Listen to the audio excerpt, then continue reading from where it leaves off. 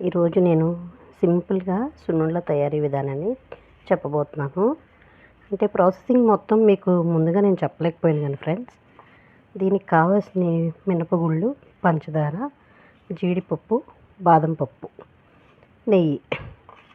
పంచదార కేజీకి అర కేజీ వేసుకుంటాను నేనైతే. కొంచెం తగ్గించి వేసుకునే వాళ్ళైతే తగ్గించి వేయించుకోవచ్చు. మేమైతే కొంచెం స్వీట్ ఎక్కువగా తింటాం ఫ్రెండ్స్.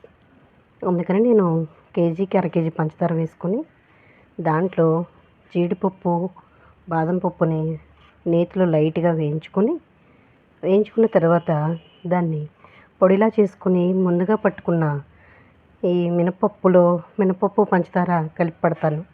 అలా పట్టిన దాంట్లో రెండు కలిపి పట్టేసుకుని తర్వాత నెయ్యిని కరిగించుకొని దానికి కొంచెం లైట్గా నెయ్యి యాడ్ చేసుకోవాలి.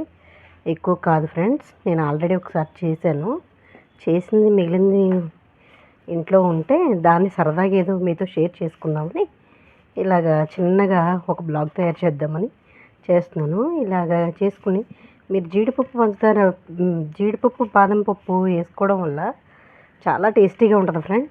ఈ టిప్పు అందరికీ తెలుసో లేదో నాకు తెలీదు. నేనైతే కొత్తగా కనిపెట్టుకొని నాకు నేనే ఒకసారి ఎలా ఉంటుందని ట్రై చేశాను. మా వాళ్ళంతా మొత్తం చాలా బాగుందన్నారు. మీకు కూడా నచ్చుద్దని అనుకుంటున్నాను.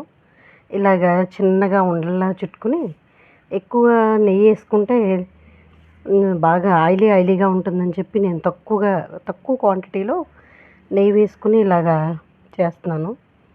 ఎవరికి ఇష్టం వచ్చినట్టు వాళ్ళు తింటారు కదా. అలాగే నేను చేశాను ఫ్రెండ్స్. ఈ సున్నుండలు ఎలా ఉన్నాయంటే మీకు టేస్ట్ మీరు ఒకసారి మీ ఇంట్లో ప్రిపేర్ చేసుకొని చూడండి. నాకు తెలిసి అందరికీ నచ్చుతుంది. ఇలాగా చేసుకోవడం వల్ల జీడిపప్పు బాదం పప్పు వేసుకోవడం వల్ల పిల్లలకి హెల్దీనెస్ వస్తుంది. ఇంట్లో జెంట్స్కైనా ఎవరికైనా కొంచెం హెల్దీగా ఉంటారు కదా. ఇప్పుడు అన్నిట్లోనే అవి వాడుతూ ఉన్నారు.